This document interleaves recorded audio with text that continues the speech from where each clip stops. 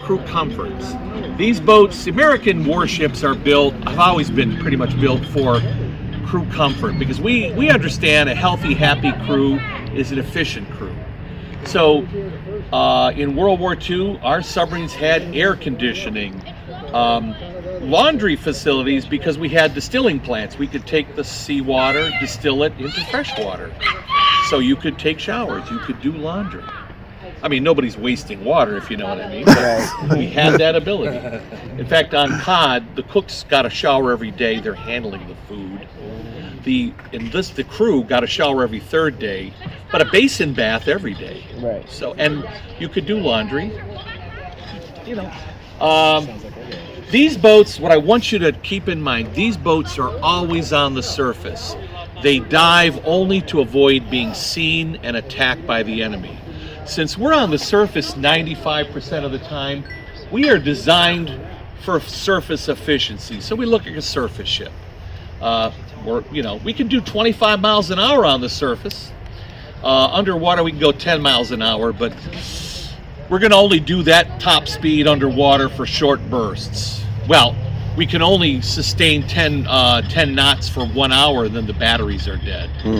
So usually a 10-15 minute high-speed run after you fire steam fish in daylight, that puts 1.5 miles or so between you and the firing point, which is clearly delineated by those white wakes coming back to a stop. These boats are always electrically powered. On the surface, 5 diesel generators produce the DC power. Our diesels are built right here in Cleveland by General Motors. Underwater, we can't run the diesels. They suck in so much air. So all power for the boat comes from batteries. Okay. The kill flag's up there. In combat, our submarines had no numbers, no decorations whatsoever, just pure camouflage. So it's a peacetime thing. 224, we're the 224th submarine authorized by the Navy, for the Navy by Congress. We're now building the 800 series. Below the 5 campaign ribbons is a kill flag field. The red sun on a white field, the Hino Maru, is a Japanese cargo ship sunk. The Asahi, the rising sun with rays, is an Imperial Japanese warship. If the sun is a hollow circle, it was damaged. We either couldn't put another torpedo into them because somebody's trying to kill us, or we had to rush somewhere else. The red, white, and blue striped flag on the bottom there of Thailand, the only Asian allies the Japanese had. To the right of the field, you see the black silhouette of a sailing junk. Junks are the pickup trucks of the South China Sea. Late in the war, the Japanese merchant fleet was being decimated by the submarines, so they had a good strategy. Let's force the private junk owners to carry supplies. Americans won't be bothering with them. We found out, and the last year of the war, and COD's 7th final war patrol was a junk mission. And submariners hated junk missions because the junks hug the coastline, where the water's too shallow for a big boat like this to dive. Also, the island and the land masses blocks your radar so you can't spot airplanes. And you're burning junks and they're sending up 1,000-foot columns of black smoke, a perfect aircraft beacon. By the way, on our last mission, sinking 26 junks, we lose a 6-man boarding party on a junk for 2 days. We got surprised by a plane and strafed us. There's some bullet holes still. Long story short, we saw, that plane is an air cover for a small convoy moving up the Malay Peninsula. So our skipper said, those 6 guys on the junk are armed to the teeth, so they're okay. I'm going to go out there and bag a ship or 2.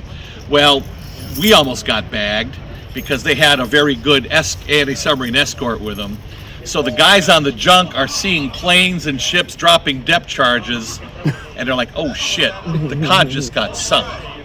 And by the time we came, the enemy was gone. We came back to where we had the guys on the junk, and there were like 20 junks on the horizon.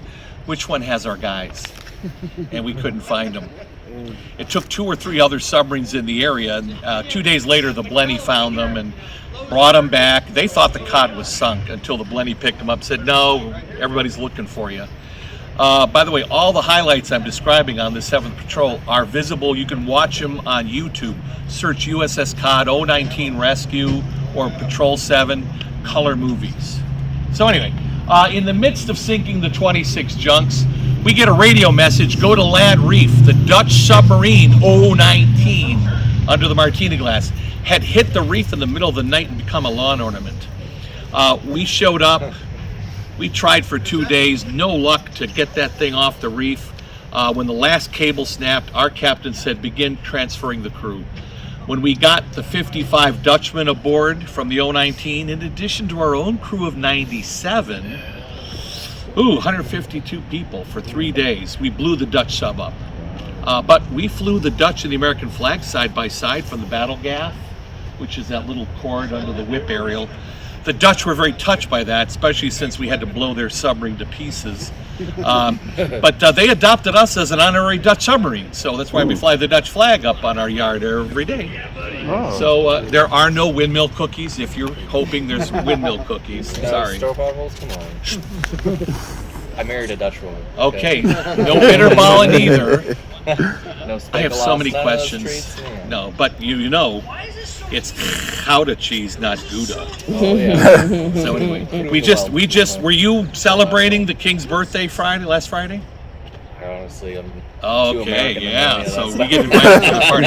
I got pictures. Anyway, so brought him aboard, put him ashore at Manila. Cod had to return to her junk mission, but at the end of the patrol, we arrived back at our base in Fremantle, Australia. The Dutch flew back by plane, and they greeted the Cod crew at the pier. They said, tomorrow night we have a thank you party for saving our lives. How's that? A pretty good Dutch impression? Pretty close, yeah. Yeah, okay. Done. So at the next night at the party, they found out the war was over, so it became quite a party.